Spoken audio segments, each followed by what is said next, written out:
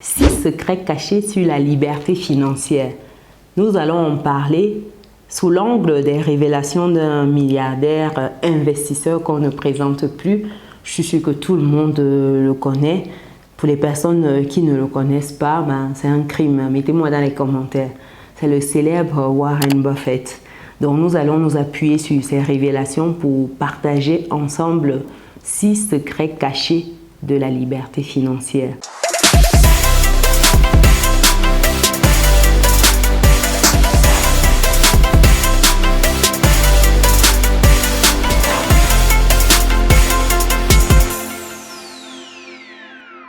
Avant de rentrer dans le vif du sujet, pour des personnes qui me découvrent, je suis Chimène, je suis maman, je suis entrepreneur, investisseuse et j'accompagne des personnes qui souhaitent se lancer, des personnes qui souhaitent passer une autre dimension dans leurs finances et aujourd'hui auteur également de ce livre, Vivre et réussir en France. C'est un livre qui vous prépare à l'immigration, qui vous donne les clés. Si ça fait un certain temps que vous êtes sur le territoire, vous saurez comment ou investir en fait et surtout comment le faire, comment tirer votre épingle du système et pouvoir progressivement atteindre votre autonomie financière. C'est très important.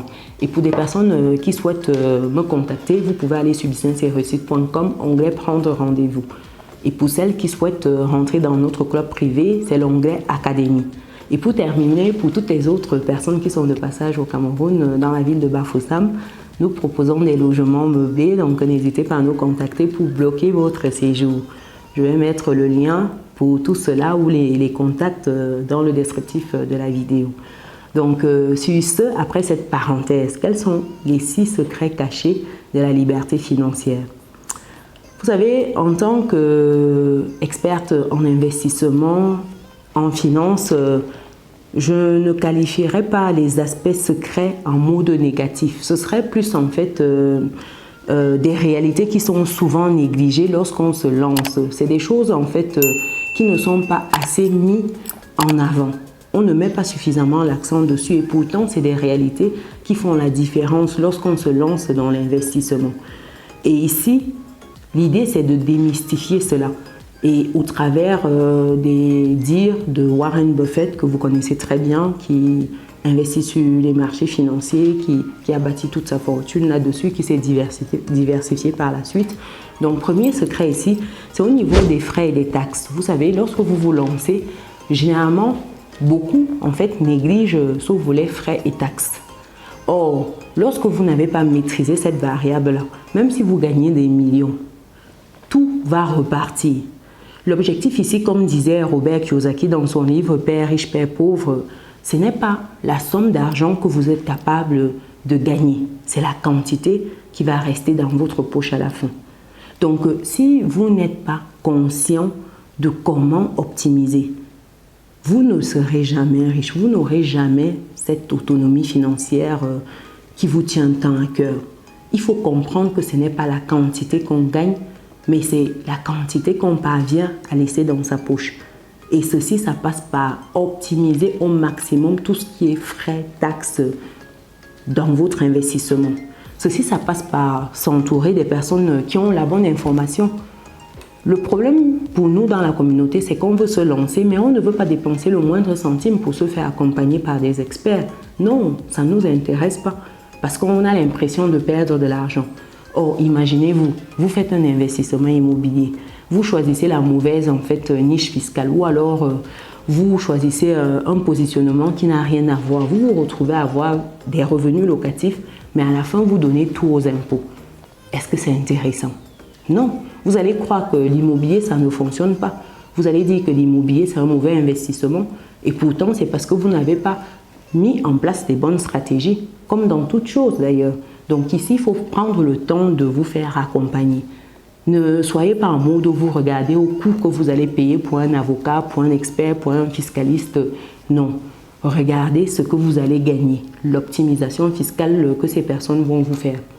J'ai accompagné des personnes dans la communauté, des personnes qui avaient de beaux revenus, des hauts cadres, qui gagnaient bien leur vie. 4 000 €. En France, on dit que vous êtes dans les CSP plus 4-5 000 €. Avec un investissement immobilier, mais vous qui se retrouvez avec 9 000 € d'impôts sur l'année. Vous vous rendez compte, 9 000 € d'impôts.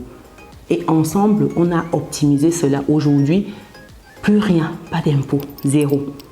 Grâce à l'optimisation fiscale, sachant que c'est des personnes qui partent sur le deuxième bien, qui ont acheté un deuxième bien et qui ont finalisé. Pour vous dire qu'en fait, c'est possible, mais il faut savoir comment. Et ça, il faut aller vers les personnes qui ont l'information. Ça, c'est notre drame dans la communauté. C'est qu'on trouve toujours que ça coûte cher, les formations coûtent cher, tout coûte cher. Et pourtant, vous ne connaissez pas le prix de l'ignorance. Ça coûte encore plus cher. Ça, c'est le premier secret caché. Le deuxième secret caché ici, c'est au niveau en fait des risques inhérents lorsque vous vous lancez dans une activité. Donc, il faut savoir que tout investissement comporte un certain niveau de risque. Il n'y a pas un investissement qui soit sans risque. Le problème, c'est qu'on n'a pas toutes les cartes lorsqu'on se lance. On se retrouve à faire des ponzi parce qu'on promet des rentabilités extraordinaires. Vous ne pouvez pas avoir un capital, par exemple, je vous dis une bêtise, de 50 000 francs CFA. Quelqu'un vous dit qu'il va quadrupler votre capital en une semaine. Non, il faut être cohérent. Il faut être cohérent. Il y a déjà les bases en fait de l'investissement. Ça veut dire que c'est des lois immuables. À un moment, il y a le temps pour que votre investissement prenne. Il y a le temps de maturation, en fait, de maturité de votre business, etc. Vous ne pouvez pas lancer un truc en une minute, à part si vous allez jouer au loto, vous grattez en une seconde, une minute, vous gagnez des millions. Mais si vous sortez de ce cadre du hasard dont la probabilité est très très réduite, vous comprenez que tout business a des risques inhérents. Maintenant, il faut comprendre ces risques-là pour les minimiser. Ça veut dire quoi? Ça veut dire que lorsque vous souhaitez vous lancer dans un investissement, ici, vous devez prendre le temps de comprendre cet investissement-là, de savoir où vous voulez mettre les pieds. Qui est derrière cet investissement? C'est qui le promoteur? Qu'est-ce qu'il vous promet? Il va s'appuyer sur quoi pour vous donner ces rentabilités-là? Que ce soit en immobilier, que ce soit sur les marchés financiers, que ce soit dans quelques business physiques que ce soit. Il faut comprendre tous ces risques inhérents-là. Et une fois que vous comprenez ça, vous pouvez mieux optimiser en fait votre investissement. C'est de ça qu'il s'agit. Il ne faut pas vous lancer juste parce que vous voyez le voisin faire et il a les résultats. Vous ne connaissez pas la stratégie du voisin. Vous ne connaissez pas les couloirs, comme on dit au pays. Non, vous ne connaissez pas. Vous allez vous lancer dans la même stratégie, dans le même business, pardon, et puis vous allez vous casser la figure en bonne et due forme. Et le problème pour beaucoup, c'est qu'ils se lancent dans des investissements parce qu'ils ont vu la voisine faire, parce qu'il y a un frère qui fait comme ça et puis lui, il cartonne. Non, vous ne savez pas. Faites très très attention. Le troisième secret caché ici, ce sont les émotions. Vous savez, lorsque vous investissez, surtout pour ceux qui sont sur les marchés financiers, avec tous les yo-yo qu'on a au quotidien, Warren Buffett explique l'importance de maîtriser ses émotions.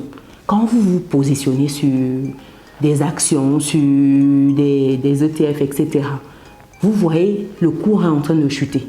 Il faut prendre du recul, de la hauteur pour comprendre que voilà, ça chute comme ça remonte. C'est des yo-yo. Or, si vous vous précipitez à chaque fois, vous voyez déjà que ça a une tendance baissière, vous voulez déjà limiter un peu la casse entre guillemets. À chaque fois, c'est ça, ce sera difficile parce que vos émotions seront toujours en train de contrôler vos investissements et ce n'est pas bon. Il faut investir en mode calculatrice, comme je dis souvent à ceux qui sont dans mes programmes immobiliers, en mode calculatrice. Ça veut dire que c'est la rentabilité qui doit vous diriger. Quand vous avez une stratégie, donnez le temps à la stratégie d'arriver à maturation. C'est-à-dire que laissez le temps en fait d'aller jusqu'au bout. Ne voyez pas, il y a un petit truc, tel a fait une petite annonce, tout de suite vous cassez. Et quand vous êtes même sur les marchés financiers, vous savez qu'il y a des moments, vous avez en fait des outils qui vous permettent de limiter la casse. Lorsque vous avez déjà pris une stratégie et que vous avez mis en place ces outils-là qui vous permettent en fait de limiter votre exposition en cas de grosses fluctuations, vous devez être serein, vous devez vous reposer sur ces outils-là, sachant que vous avez des stop loss, des ceci, des cela. En fait, quand vous les mettez en place, attendez, ne soyez pas toutes les 2 minutes le cœur bas, le cœur bas. Ça se vérifie beaucoup plus sur les marchés financiers, c'est pour cela que je prends cet exemple-là.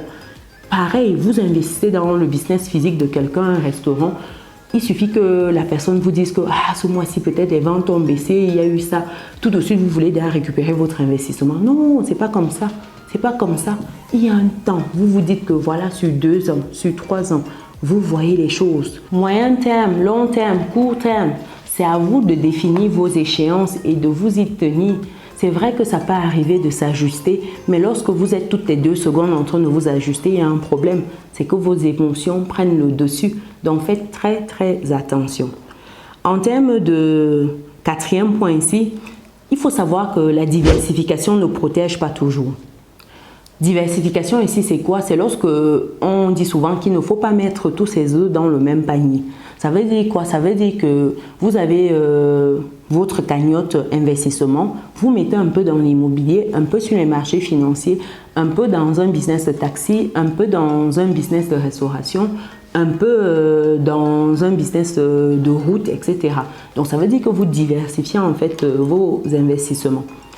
Warren Buffett nous explique que la diversification ne protège pas toujours parce que le problème de la diversification, c'est qu'on s'étale un peu sur tout. Et à la fin, c'est comme quand on dit poursuivre plusieurs gibiers à la fin, on n'a rien. Donc ici, quand vous êtes focalisé sur un investissement, ça vous permet en fait de maîtriser tous les rouages en fait de cet investissement-là. Et ça vous permet, même si vous tombez, de comprendre où vous avez fauté rapidement et de vous remettre sur pied.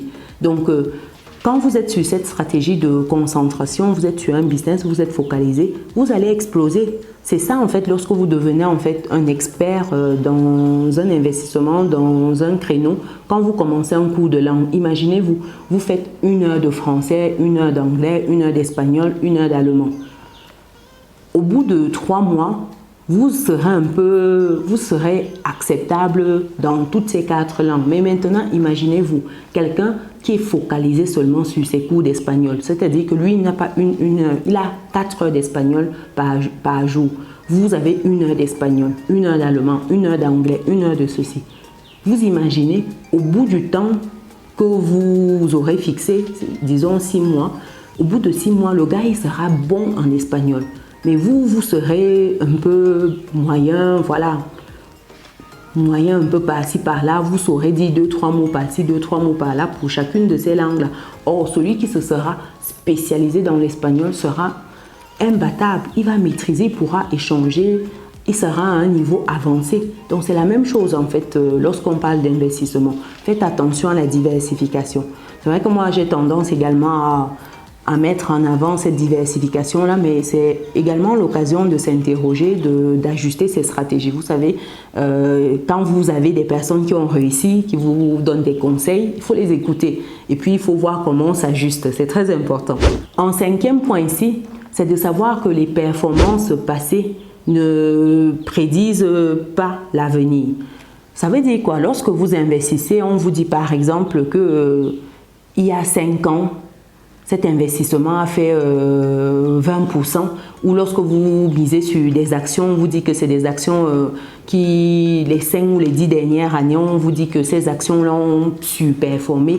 Ils ont fait du 20, du 30, du 40%. Ouais, c'était des actions magnifiques. Mais ça ne veut pas dire que sur les 5-10 prochaines années, vous aurez les mêmes rentabilités. Donc, ce n'est pas parce que dans le passé, ça a performé que dans le futur, ça va également performer. Donc, il faut faire très attention à ces points-là lorsque vous êtes en train d'investir. Il ne faut pas simplement vous appuyer sur le passé. C'est sûr qu'on se base sur les expériences passées pour se donner une idée de ce que sera l'avenir. Quand vous cherchez à savoir qui est une personne, vous vous basez sur ses actions, sur ce qu'elle a eu à poser comme step, comme acte dans le passé, et ça vous donne un peu une idée de sa moralité. Mais ça ne veut pas dire que voilà, la personne sera la même personne demain. Non, donc il faut faire très attention avec ce point-là. Ce n'est pas parce qu'un ami vient vous voir et vous dit qu'il a eu une rentabilité de 15%, il y a 1 an ou il y a 2 ans lorsqu'il s'est positionné sur le business, sur l'investissement en question, que vous aurez également cette même rentabilité-là. Les conditions ne sont pas les mêmes. L'environnement du business à ce moment-là n'est pas le même. La géopolitique n'est pas la même. Donc faites très attention. Les performances passées ne prédisent pas les performances futures. Et le 6e point ici, c'est que le timing du marché est difficile. Ça veut dire quoi? Ça veut dire que lorsque vous investissez, Ne soyez pas là pour battre le marché quand vous êtes en investissement sur les marchés financiers. Vous savez, il y a des gens qui ont pour obsession de battre le marché, d'être toujours dans un mode surperformé, mais ce n'est pas possible.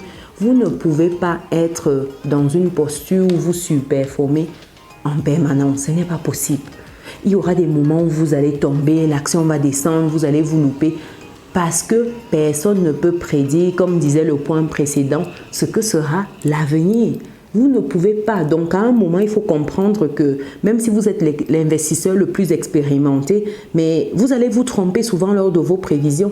Preuve, vous avez les gars de Wall Street et tout qui ont des niveaux impressionnants, mais pourtant, ils n'arrivent pas à battre le marché. Ça peut arriver une fois, mais non, ce n'est pas en permanence.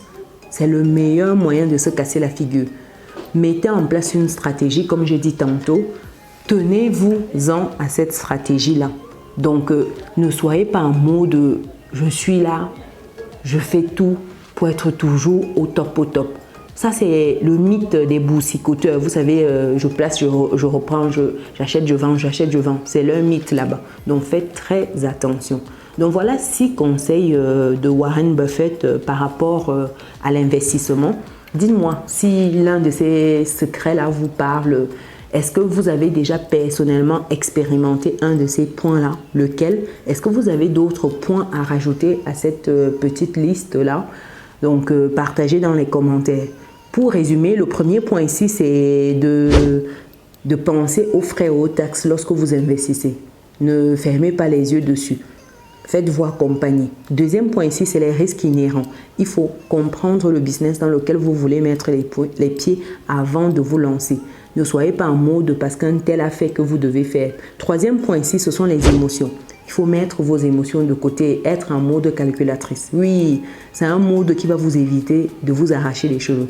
Parce que quand vous mettez votre argent et que vous êtes en train de le perdre par la suite, argent que vous avez durement gagné à la sueur de votre front, je précise, parce qu'il y a d'autres sueurs.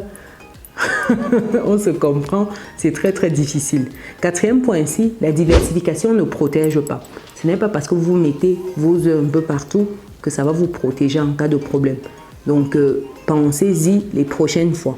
En cinquième point, c'est que les performances passées ne prédisent pas les performances futures. Un investissement qui a eu 15% de rentabilité dans le passé n'aura pas 15% dans le futur. Ça peut descendre à 10, 5, tout comme ça peut aller à 20, 25. Donc, tant que vous ne vous serez pas positionné avec une stratégie, vous ne saurez pas. Et sixième point, le timing du marché est difficile. C'est très difficile. Vous ne pouvez pas battre le marché. Il faut être dans sa stratégie et puis garder les pieds sur terre. Donc, voilà pour ces 6 secrets qui vous permettront d'atteindre votre autonomie financière. Je vous invite également à aller lire les livres que Warren Buffett a écrits. Vous avez L'investisseur intelligent, vous avez le livre où il raconte sa vie, son autobiographie. Donc, vous pouvez également lire ce livre-là. Franchement, c'est des pépites. Hein. Prenez le temps. C'est-à-dire que ça se savoure. C'est comme du bon vin. Vous savez, à petite gorgée, là, vous buvez et puis vous savourez et vous continuez. Donc, c'est comme ça. En mode bloc-notes aussi avec un stylo. Sincèrement, vous allez sortir de là enrichi.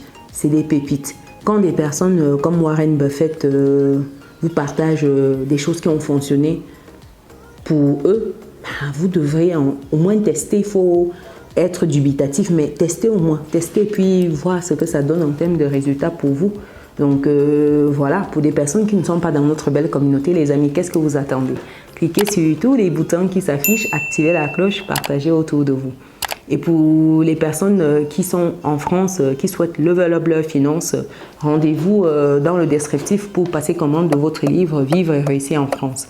Là-bas, vous avez les clés vraiment pour une immigration réussie et surtout pour délivrer le game. C'est très important. Sur ce, nous on se donne rendez-vous dans une prochaine vidéo. Ciao!